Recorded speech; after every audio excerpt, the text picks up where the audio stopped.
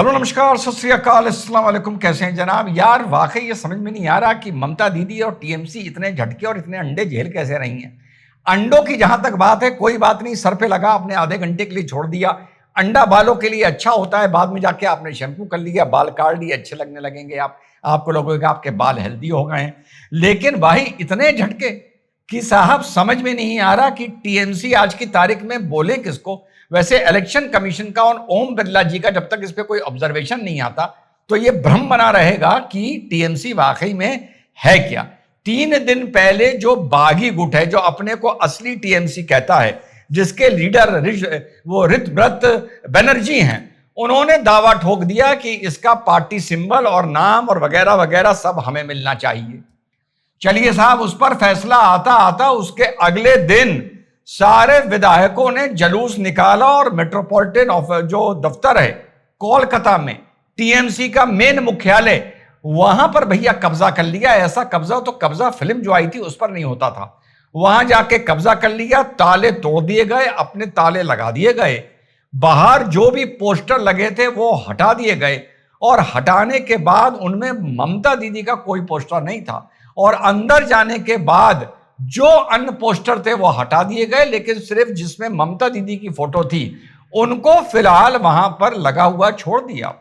और वहां पर से ये ऐलान भी किया गया, एक वहां बैठक भी हुई कि अब से सारा जो कार्यालय चलेगा टीएमसी का, अब माने ये प्योरे ओरिजिनल टीएमसी बने हुए हैं, दफ्तर भी इन्होंने कब्जा कर लिया, वो यहां से चलेगा, ये ऐलान हो गई है।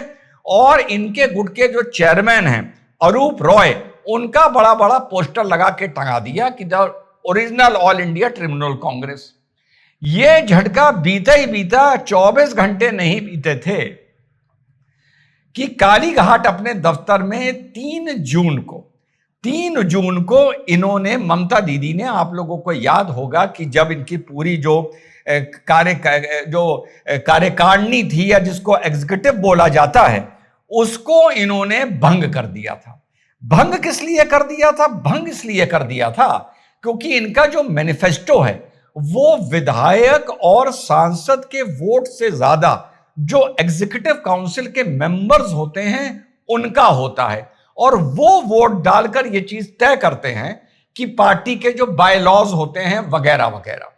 तो साहब ममता दीदी को लगा कि अगर एमपीज और एमएलए के साथ एग्जीक्यूटिव काउंसिल भी उधर चली गई तो पार्टी पूर्णता खत्म हो जाएगी। तो उन्होंने सही एक पॉलिटिकल कदम उठाया और उन्होंने पूरी एग्जीक्यूटिव काउंसिल को, सारी जितने भी प्रकोष्ठ होते हैं, अध्यक्ष सबको भंग कर दिया, और फिर अपने बिल्कुल करीबी लोगों की एक संगठन, एक एग्जीक्यूटिव काउंसिल तैयार करी, जिसकी उन्होंने जो प्रदेश अध्यक्ष बनाई वो चंद्रिमा भट्टाचार्य को बनाया।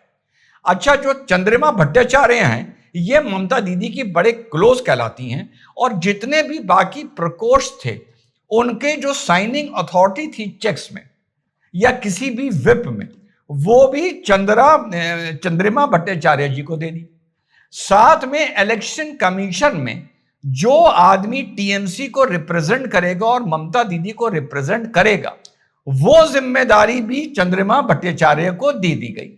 चलिए साहब, लग रहा था कुछ ठीक चल रहा है। अब भैया 4 जुलाई आते आते, घटना बता रहा हूं 3 जून की, और 4 जुलाई आते आते 31 दिन बाद कल शाम को चंद्रिमा भट्टाचार्य ने जो अध्यक्ष की कुर्सी मिली थी उससे भी इस्तीफा दे दिया। जितने भी प्रकोष्ठों की उनको साइनिंग अथॉरिटी मिली थी उससे भी इस्तीफा दे दिया, और इस बात से भी इस्तीफा दे दिया कि वो इलेक्शन कमीशन में जाकर टीएमसी को या ममता बनर्जी को रिप्रेजेंट करेंगी। और चलते चलते अपने इस्तीफे में यह जरूर लिख दिया कि जीवन भर में ममता दीदी तुम्हारा सम्मान करती रहूंगी। यह सम्मान था या जले पर नमक छिड़कना था, मुझे समझ में नहीं आ रहा है। तो यह चल रहा है साथियों वेस्ट बंगाल में।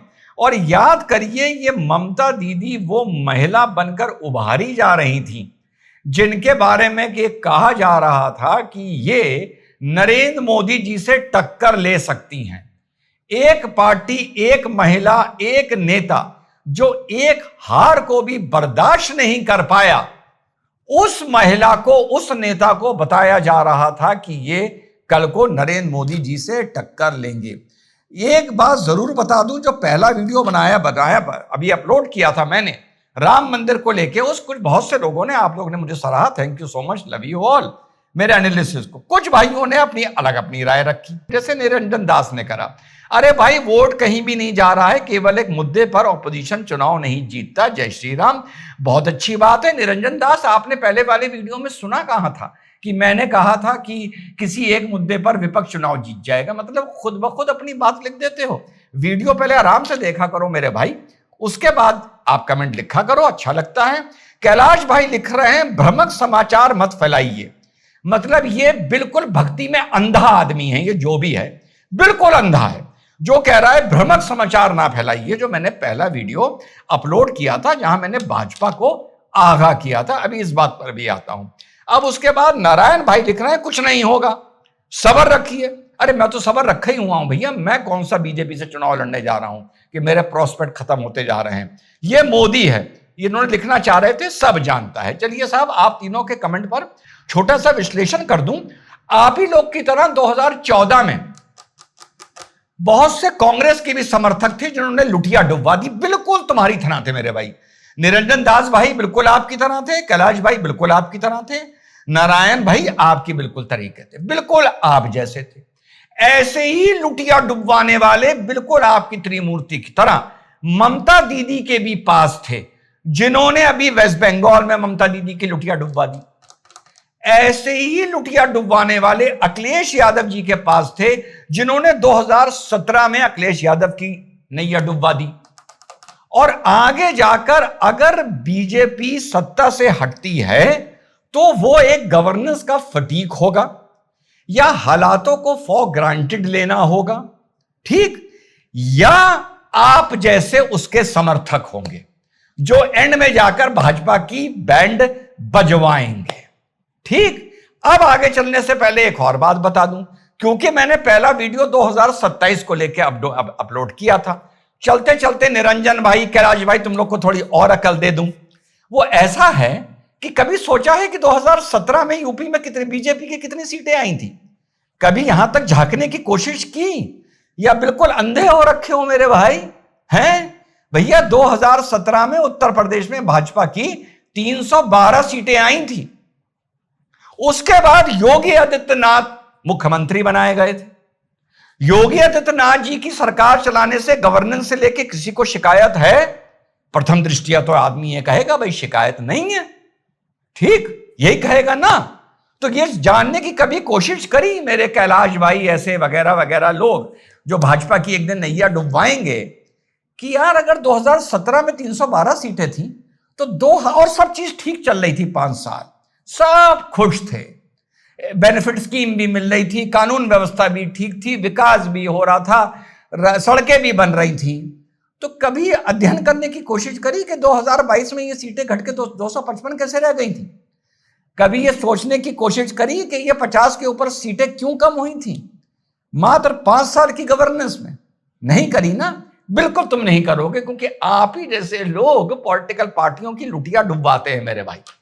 तो अपनी बात को आप तीनों के कमेंट पर विश्लेषण करके इतना कह रहा हूं, समर्थन करो, वोट दो, लेकिन अपनी जिस पार्टी को चाहते हो और उनसे लोगों को उम्मीद भी है, उसकी इस तरह के कमेंट कर करके अपनी जेहालत और मूर्खता ना दिखाओ और अपनी लुटिया ना डुबवाओ, ठीक। तो आने वाले वक्त में अगर बीजेपी का शासन लड़खड़ाएगा तो वो उसका व्यक्तिगत ओवर कॉन्फिडेंस होगा और उसके वोटर की शिकायत, मायूसी या नाराजगी होगी।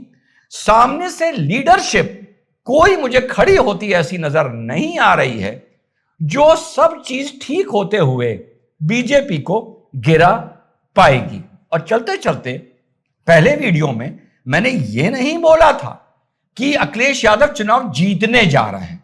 आराम से वीडियो पूरा देखा करो, उसके बाद कमेंट करा करो। जल्दीबाजी का काम शैतान का होता है। जय हिंद, वंदे मातरम, खुदा हाफिज।